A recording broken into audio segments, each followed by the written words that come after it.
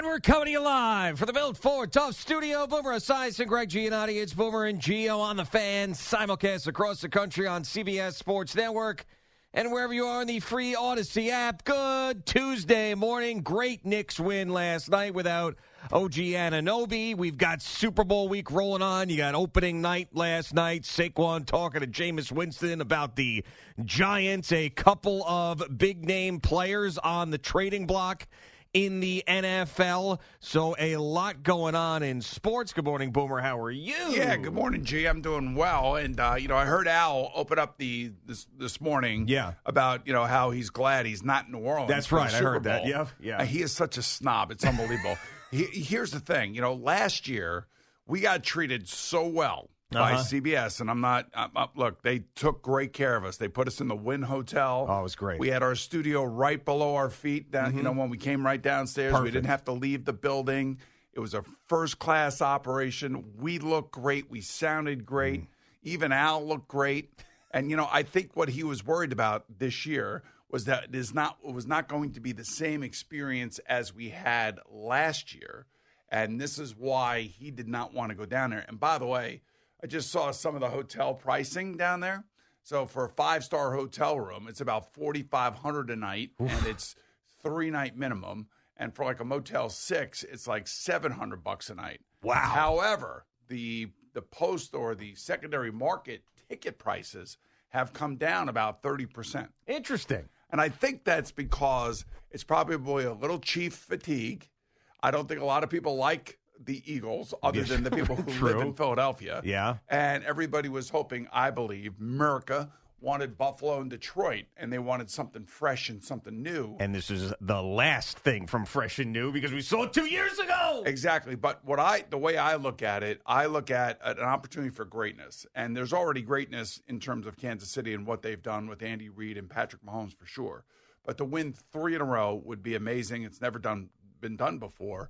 And to me, that is still the draw, is still Patrick Mahomes. It's still what he's able to accomplish as he's on the heels of the great Tom Brady as to try to become the greatest quarterback of all time. And he's got a lot more to do, but, he's on his way to doing it, and it doesn't look like they're going to be slowing down anytime soon. Yeah, when I heard Al say that about I'm so glad we were not there, I was like, well, what's going on around here that's so great?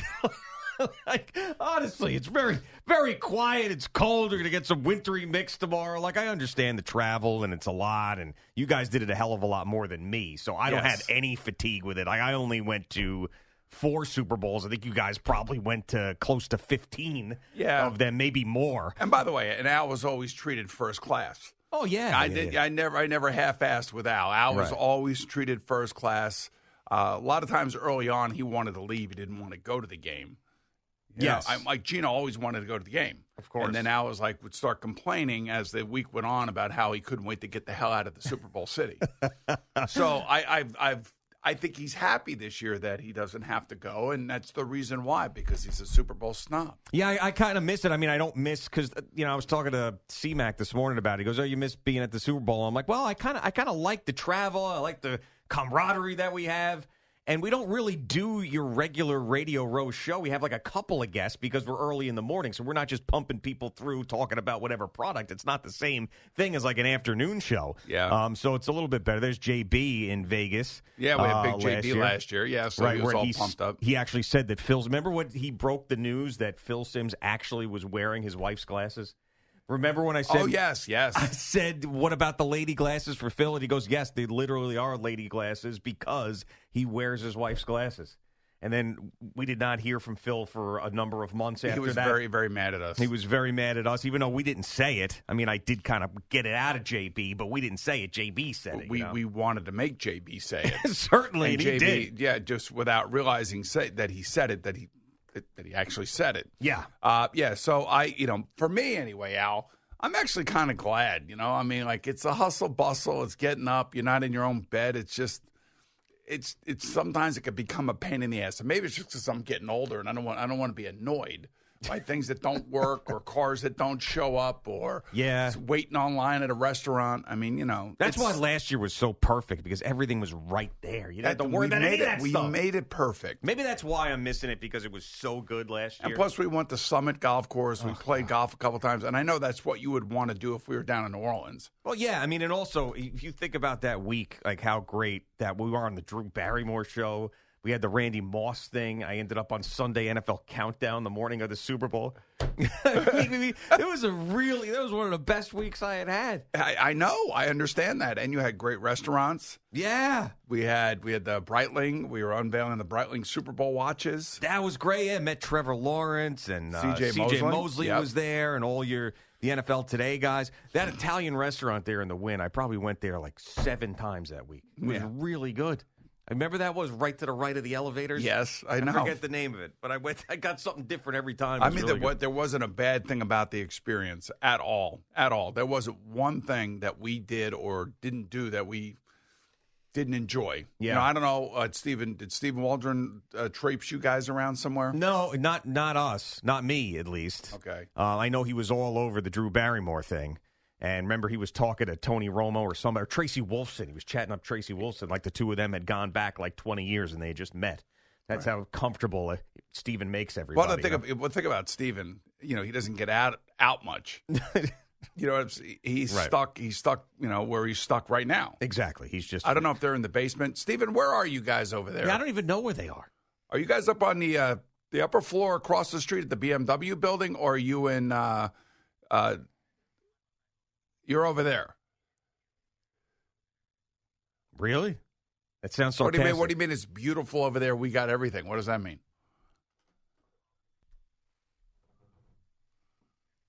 He's being sarcastic. Look at that. Complaining about his digs. Okay. All right. So they're across the street from the broadcast center. Hey, look at this. We're in front of the Bellagio fountain. Look at this. It's me and my man Ross Matthews. Yes. This is great. Look at this. They liked us. Oh, they loved us. Loved us so much we haven't gotten invited back. I mean, boy, do we look great, though, huh? Look at the Bellagio behind us. What a time. What a time. Memories. Did it come up on your iPhone as a memory? It hasn't yet, no. But generally, it probably will by the end of the week. And I'll put all the stuff in there. Because this is the time of year from last year, so it would remind you where you were last year at this time. Exactly. Yes, and now this week, very quiet. All right, well, we got a lot of things going on. I mean, we do. We got 2 great football teams. We got the Knicks winning last night. 2 great football teams where? Out in New Orleans. Oh, yeah. Okay. I thought you meant here. No. You know what was funny yesterday? It's like I was thinking we always used to make fun of Carlin when he was here because he would take whatever available player in whatever sport and then put him on one of the teams here, and that's where we got the get him here makes a ton of sense thing from. Yeah. So I'm thinking like Myles Garrett, is this a get him here makes a ton of sense thing? But no, because he says I want to win a Super Bowl. He's not going to get anywhere near New York if he wants to win a Super Bowl. And he puts out this whole thing like it's just some lock that they're going to trade him, and they probably will. They're going to have to. It's just a whole big thing. But it's like he goes, the goal was never to go from Cleveland straight to Canton. It was to go after a Super Bowl championship. So I am requesting a trade. If I were him, I'd be frustrated. If I were him, I'd be frustrated too. I'm 29 years old. I have no chance to win. I'm in a very difficult division who has quarterbacks. We have no quarterbacks. Maybe they'll get one as a stopgap this offseason. But I understand his frustrations 100%. But whoever does trade for him is going to have to give him a contract extension. He's definitely going to want that. So you got to factor that in, and they got to wait some time so they don't get a big salary cap hit on their schedule. I mean, on their salary cap numbers. But I will say that he will garner quite a haul from whoever is willing to trade for him. And there are probably at least 2 or 3 teams that are willing to give at least 2 number ones to get him. Really? You think 2 number ones at 29? I think Khalil Mack at 27 got 2 number ones in that deal. And a bunch of other things. Yeah. So I would think at least that. And, if you're a team that is a good team, maybe you're giving away like somewhere between 25 and 32. That's a different story than giving, somewhere between 1 and 10. Yeah. And a theory I saw out there after this trade was requested by Myles Garrett is how this is going to affect the Giants, because now the Cleveland Browns are going to be rebuilding more than they would if Myles Garrett had stayed there, and the chances of them taking a quarterback goes up. And I just didn't agree with that at all. I still, whether Myles Garrett is there or not, their quarterback situation is one of the worst in football, if it actually is the worst in football, with the money they still owe Deshaun Watson. The fact that he is out again after re-tearing his Achilles, like, chances are they were taking a quarterback no matter what. Yeah, it feels that way. But, man, I'll tell you what, there are a couple other players that either at offensive tackle or defensive end, edge rusher, Abdul Carter, if they take him. If they kept Myles Garrett and they drafted Abdul Carter from Penn State, yeah, I mean, buckle up if you're the opposing quarterback, that's for sure. But, I mean, obviously this has got to all be flushed out, and it will. I don't necessarily know. Now that he has requested the trade, it's not going to be like a Luka Doncic thing. It's not going to be so surprising. The question is which team is going to go all balls to the wall for him? Yeah, somebody will. Could you see the Rams going for him? Could you see San Francisco going for him? The thing about the Rams is I feel like their cap situation is tricky because they're saying goodbye to Cooper Kupp, and I don't think it's because they don't want him on the team. I just think that they can't pay everybody. So here's the interesting thing about Cooper Kupp. Now people know that they're going to trade him. And here's one thing I will appreciate about what the Rams have done here. They told Cooper Kupp they're going to trade him, and they're going to try to trade him to somewhere he'd like to go. They want to try to take care of him. To me, that's treating a guy extremely professionally, although his heart is broken because he wants to really stay with the Rams. Yeah. So the Rams see it differently than he does, but they're going to try to help him. It's kind of like what the Bengals did for me back in 1993. So I hope that he gets a chance to go where he wants to go. Now you say, okay, what team would even be considering him? I could give you 5 or 6 teams because there's going to be some interesting names out there. T. Higgins, obviously the number one wide receiver on the market when it comes to free agency. I do believe that Devontae Adams is going to be available. I believe now that Cooper Kupp is available, that teams like Buffalo, Cincinnati, Kansas City, teams that have great quarterbacks, maybe the Chargers out there in L.A., they have the ability to absorb some of these contracts, and they're going to want players like this. If Bill Belichick and Tom Brady were still in the league, Cooper Kupp would have gone to the New England Patriots 100%. Why, because he's white? Yes. Oh, okay. He's a little white receiver that would have caught 150 balls for them. You know it. I know it. He would have been on the Patriots immediately. So I don't know where that team is now that you just automatically put a guy like Cooper Kupp on that team. But, I mean, there's going to be... It's kind of like Adam Thielen going to Carolina. Like, there'll be somebody that wants him and somebody wants him bad. And the thing about the Patriots, remember, they have the most money in terms of free agent spending money going into the offseason. Plus, they also need wide receivers. Yes. I mean, could you see the Patriots going after 3 guys like T. Higgins and Devontae Adams and acquiring Cooper Kupp? Why not? Like if you're Mike Vrabel, that would be unbelievable. Well, if you're Sean if you're Josh McDaniels, that would be amazing. Yeah, I mean, and they need players. Their roster was bare last year. It's one of the things we talked about. It was a total rebuilding year for them, and that's why Gerard Mayo really had it stacked against them. So they're going to spend that money. They're going to have another pick up there in the top 5, and they're in a full rebuild situation and on the right track, it feels like. The amazing thing to me about the Patriots is that when they went into the season last year, and they were drafting a rookie quarterback at number 3, and they had a rookie head coach who was a former player who had been there under Bill Belichick.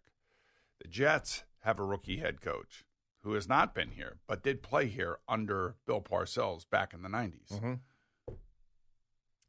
Mm-hmm.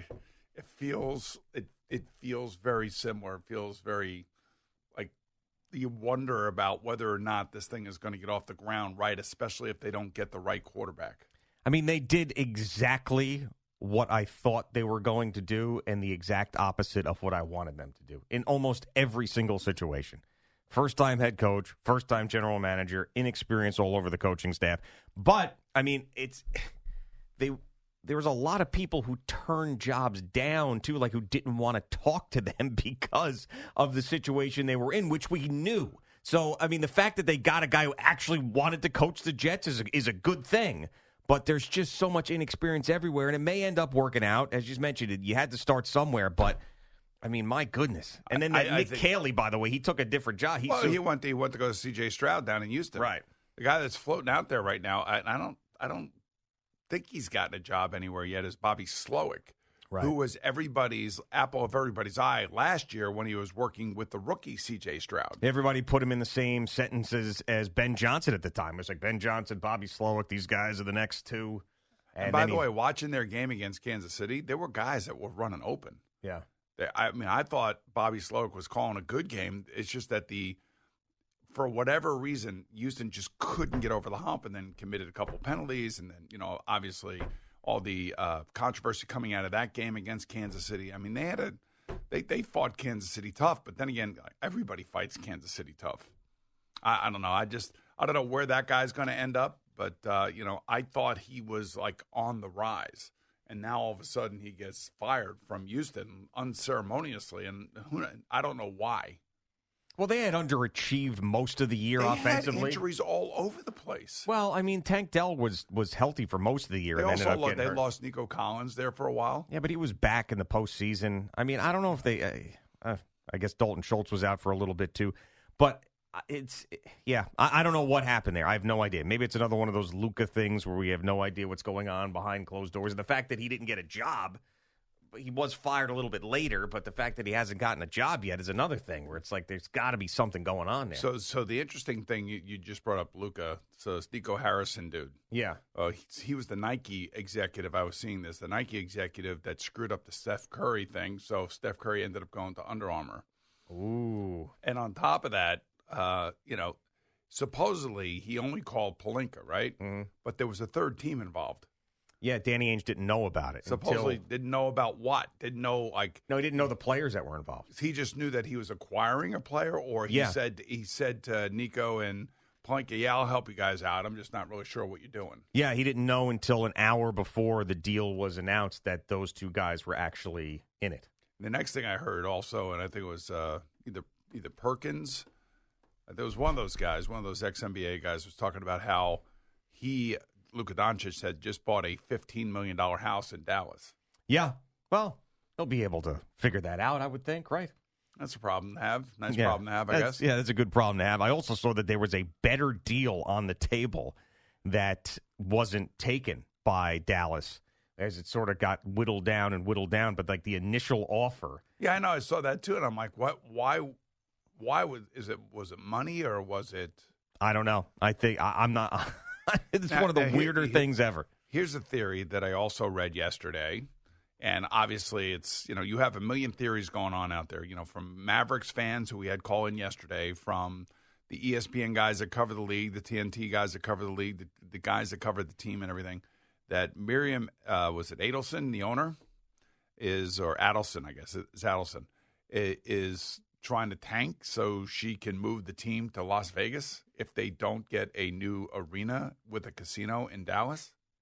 Yeah, that's a little bit much for me. That's a little bit too far of a reach. Yeah, I mean, Dallas is not a place that generally teams are going to leave.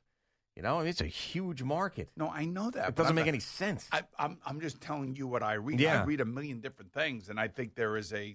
Well, that's how wild this trade was. Of people trying to figure it out. When Cuban sold it to Adelson, now all of a sudden, there are other people that are involved. I don't necessarily know. She probably has a consortium of people around her. Consortium. Yeah. Consortium. What was that? There was a Curb Your Enthusiasm episode, the Kidney Consortium. You remember that one at all? I don't know. That's the only time I ever really heard that word outside of you. All right, well, you're big a consortium. How about we just say they have a gaggle of people around her? There also is a consortium that owns the Dodgers. That's worth $330 billion. You love yourself a consortium, don't you? Yeah, I kind of do, yes. Yeah. But it really does give you a explanation of maybe why she would do this. But I don't know. Why would you turn down a better offer if you had a better offer from the Lakers? I don't know. I have no idea. I was reading the thing. It didn't make any sense. I guess that it got whittled down because Pelinka originally was that was the deal. And then all of a sudden he backed out of that because I guess Harrison was telling him things about how Luka's conditioning is so bad and the drinking and stuff, and Pelinka's like, okay, well, I'm taking on a ton of risk here, so that deal that I originally gave you is now off the table. I mean, and that to me makes a lot of sense. Ton of sense. I'm taking on a lot of risk here because you're being honest with me Yeah. about what you're sending me. Because I am in an impossible situation to make this guy change his lifestyle. I can't make him change his lifestyle.